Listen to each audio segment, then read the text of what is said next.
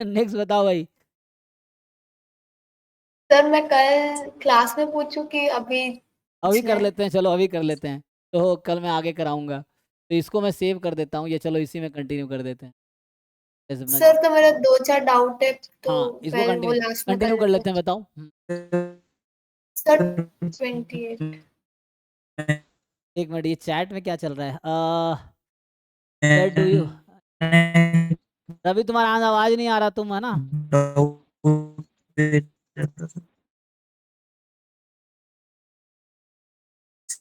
Sir मैंने एक भेजा था सर। अच्छा, क्वेश्चन, वेट करो, रुको रुको।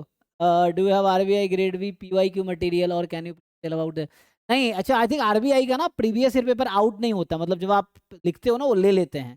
तो मार्केट में जहां तक मेरी जानकारी है, आरबीआई का जो है ना डीएसआईएम का पेपर है, वो बाहर आपको नहीं मिलेगा, क्योंकि बाहर है ही नहीं। तो जो एग्जाम दे के आते हैं उनको थोड़ा बहुत आइडिया है क्या पूछा गया। आई थिंक वो पेपर कहीं अपलोड भी नहीं कर, मान लो होता जैम गेट वाले नेट वाले वेबसाइट पे अपलोड करते हैं कि ये पेपर था। तो आरबीआई वाले पेपर अपलोड कहीं करते नहीं है, उनका पेपर बाहर नहीं आता है। तो एग्जाम देता है उसको ही पता है क्या आया था, अगर याद है तो उस तरह से लोग लिख के मार्केट में ऐसे भेज सकते हैं। ऑफिशियली कोई पीवाईक्यू बाहर मिलता नहीं है, ठीक है ना। तो आरबीआई के पेपर मेरे पास भी नहीं है और मुझे नहीं लगता किसी के पास होगा भी नहीं। बट हाँ, जो एस्पिरेंट्स दिए हैं अगर उन्होंने लिख रखा है, कोई टाइप करवा लेता है तो वैसा होगा। ऑफिशियली अवेलेबल नहीं है एज पर, है ना। सर कोई किताब वगैरह होगा, मतलब कहीं से अगर प्रिपेयर करे करना चाहे तो?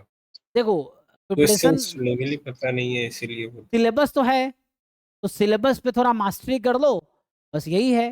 जैसे मेरा ही एक क्लासमेट था योगेश, है ना। तो इस बार ही उसने आरबीआई ज्वाइन, इस बार आरबीआई में आई थिंक 3 पोस्ट ही था। एक तो 2 लोग, एक रजत ज्वाइन किया है, वो आईटी बॉम्बे मेरा जूनियर था। योगेश भी मेरा क्लासमेट था, लेकिन बाद में बॉम्बे में जूनियर था।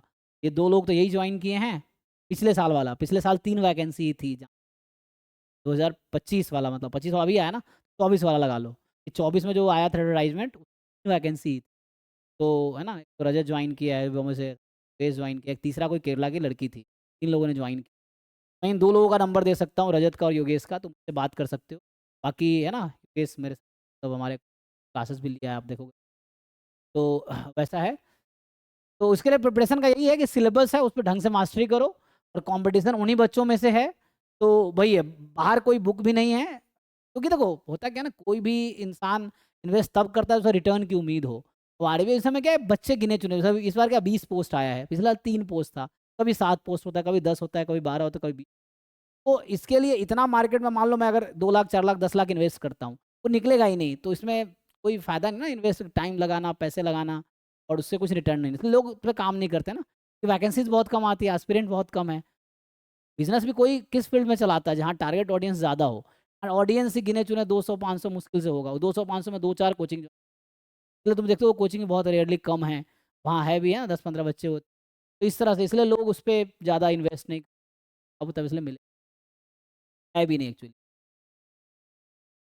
बाकी यही है, जो एस्पिरेंट क्वालिफाई किए हैं उनको आइडिया है, तो वो आपको गाइड कर देंगे कि उन्होंने क्या किया था। उसके लिए मैं, है ना, बताया कि मैं 2-3 बच्चों को, मतलब 2-3-4 लोगों को जानता हूँ जो आरबीआई में